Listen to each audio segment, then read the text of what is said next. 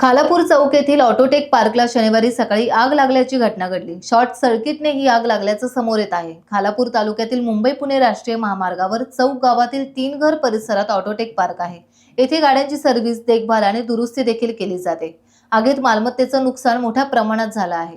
महाराष्ट्र औद्योगिक विकास मंडळ, खोपोली नगरपालिका आणि रिलायन्स इंडस्ट्रीज यांच्या अग्निशमन दलाचे बंब वेळेवर आल्यानंतर शर्थीच्या प्रयत्नांनी आग आटोक्यात आणण्यात आली।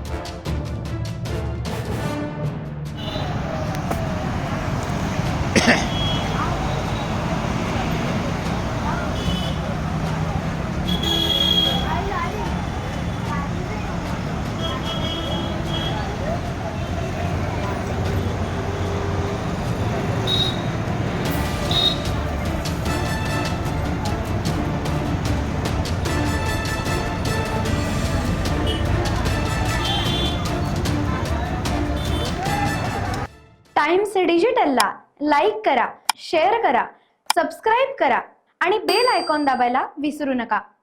Times digital.